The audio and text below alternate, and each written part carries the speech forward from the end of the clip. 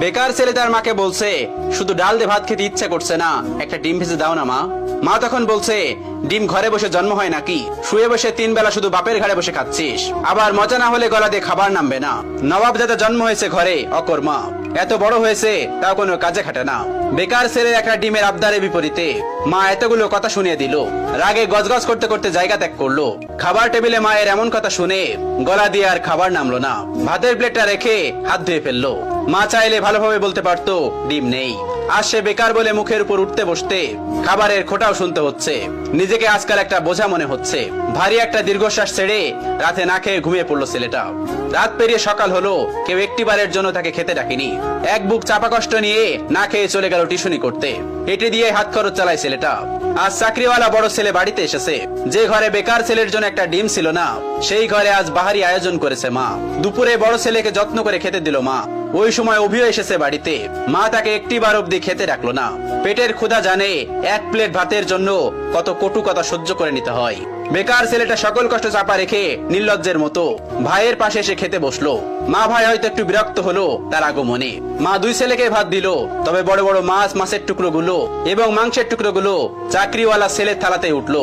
অভি মাথা নিচু করে এক থালা কথা নামক খাবার হজম করছে।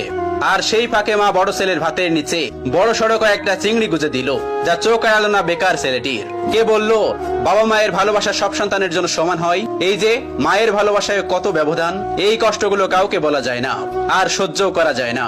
আজ তারও একটা চাকরি হলে মা তাকেও নিশ্চয়ই এভাবে এক্সট্রা খাতির যত্ন করতো, কথায় কথায় মন্দ বলতো না। হঠাৎ চোখের কোনায় 2 ফোঁটা জল চিকচিক করছে ছেলেটার। সাথে সাথে খুব গোপনে তা লুকিয়ে প্লেটের ভাতগুলো চুপচাপ খেয়ে নিল। বিষণ্ণ মনটা নিয়ে শুয়েছে ছেলেটা কিছুক্ষণ। এরই মধ্যে মুঠোফোনটা বেজে উঠলো। তার প্রিয় মানুষটি ফোন দিয়েছে। তার প্রিয় মানুষটির ফোনের নামটা দেখে অভির মুখে হাসি ফুটে উঠলো। রিসিভ করার সাথে সাথে তার প্রিয় মানুষটি ব্যস্ত কণ্ঠে বলল, অভি, তোমার সাথে বিকাল 4টায় আমি দেখা করতে চাচ্ছি। আমি নদীর পাড়ে অপেক্ষা করছি তোমার জন্য। তুমি তাড়াতাড়ি চলে এসো, জরুরি কথা আছে।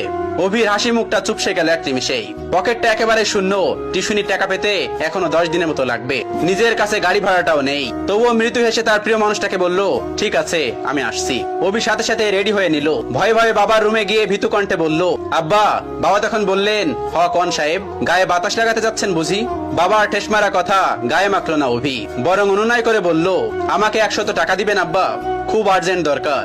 বাবা তখন বলল, টাকা তো আর গাছে ধরে না যে তোকে ছিঁড়ে ছিঁড়ে দিব। নিজে কামাই করতে পারিস না?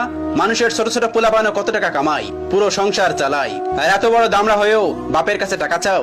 এই লজ্জা করে না তোর? তুই সারাদিন গায়ে বাতাস লাগাই বেড়াবি, আর প্রত্যেকদিন তোর আমি টাকা দিব? অনেক তো বসায় বসায় খাওয়াইছি, আর না। তুই আমার সোজা সাপটা কথা শোন, আমি তো এত পকেট খরচ দিতে পারবো না। এখন থেকে নিজে নিজে ইনকাম করে খা, আর তা না পারলে আমার ঘর থেকে বাইর হয়ে যা।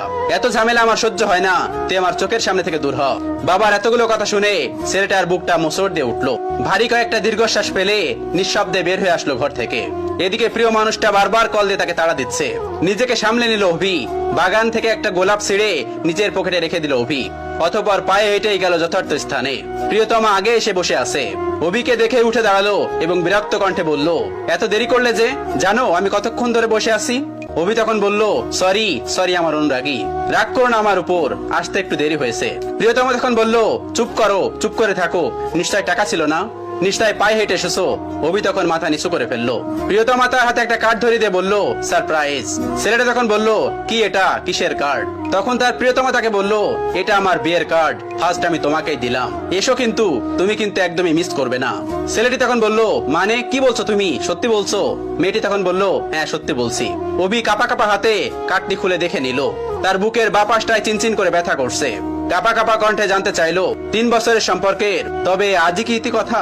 প্রিয়তমা তখন জোর কণ্ঠে বলে উঠলো, হ্যাঁ। ছেলেটি তখন বলে উঠলো, আচ্ছা।